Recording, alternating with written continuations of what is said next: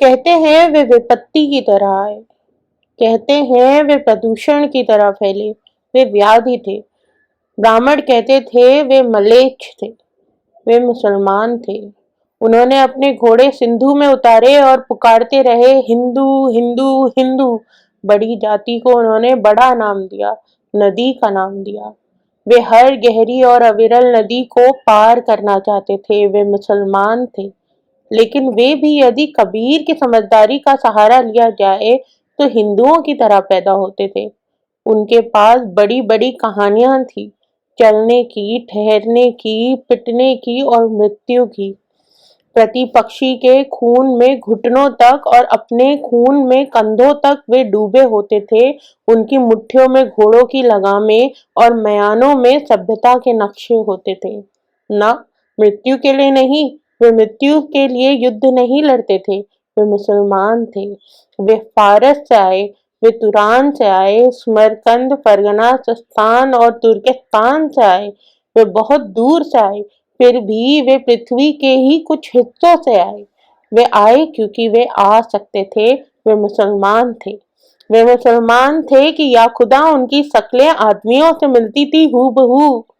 हूबहू वे महत्वपूर्ण प्रवासी थे क्योंकि उनके पास दुख की स्मृतियां थी।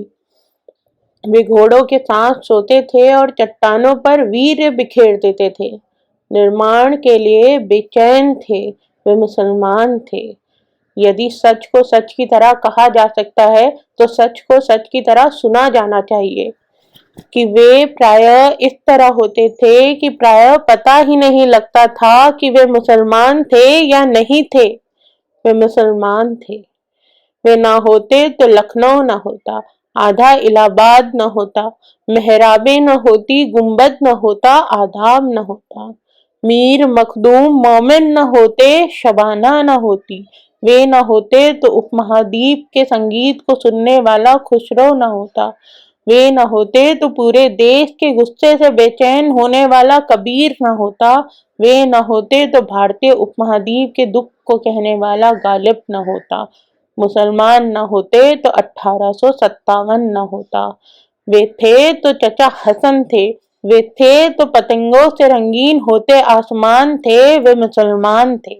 वे मुसलमान थे और हिंदुस्तान में थे और उनके रिश्तेदार पाकिस्तान में थे। वे सोचते थे कि काश वे एक बार पाकिस्तान जा सके। वे सोचते थे और सोचकर डरते थे। इमरान को देखकर खुश होते थे, वे खुश होते थे और खुश होकर डरते थे।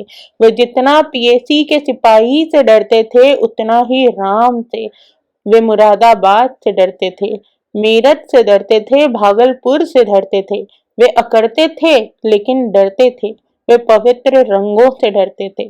वे अपने मुसलमान होने से डरते थे। वे फिलिस्तीनी नहीं थे। वे फिलिस्तीनी नहीं थे लेकिन अपने घर को लेकर घर में, देश को लेकर देश में, खुद को लेकर आश्वस्त नहीं थे। वे उखड़ा उखड़ा राग द्वेष थे। वे मुसलमान थे। वे कपड़े बुनते थे, वे कपड़े सीते थे, वे ताले बनाते थे, वे बक्से बनाते थे। उनके श्रम की आवाजें पूरे शहर में गूंजती रहती थी। वे शहर से बाहर रहते थे। वे मुसलमान थे लेकिन दमिश्क उनका शहर नहीं था। वे मुसलमान थे, अरब का पेट्रोल उनका नहीं था। वे दजला नहीं, यमुना का पानी पीते थे। वे मुसलमान थे। वे मुसलमान थे इसलिए बच के निकलते थे। वे मुसलमान थे इसलिए कुछ कहते तो हिचकते थे। देश की ज्यादातर अखबार यह कहते थे कि मुसलमान के कारण ही कर्फ्यू लगते हैं। कर्फ्यू लगते थे और एक के बाद दूसरे हादसे की खबरें आती थी। उनकी औरतें बिना दहाड़ा मारे पछाड़े खाती थी, बच्चे दीवारों से चिपके रहते थे। वे मुसलमान थे। वे मुसलमान थे इसलिए जंग लगे तालों की तरह कभी खुलते ही नहीं थे। वे अगर 5 बार नमाज पढ़ते थे तो उससे कई गुना ज्यादा बार सर पटकते थे कि वे मुसलमान थे। वे पूछना चाहते थे इस लाल किले का हम क्या करें। वो पूछना चाहते थे इस हुमायूं के मकबरे का हम क्या करें। हम क्या करें इस मस्जिद का जिसका नाम कुव्वतुल इस्लाम है, इस्लाम की ताकत। अदरक की तरह वो बहुत कड़वे थे, वे मुसलमान थे। वे सोचते थे कहीं और चले जाएं, लेकिन जा नहीं सकते थे। वे सोचते थे यहीं रह जाएं तो रह नहीं सकते थे। वे आधा जिभा बकरे की तरह तकलीफ के झटके महसूस करते थे। वे मुसलमान थे। तूफान में फंसे जहाज के मुसाफिर की तरह एक दूसरे को भींचे रहते थे।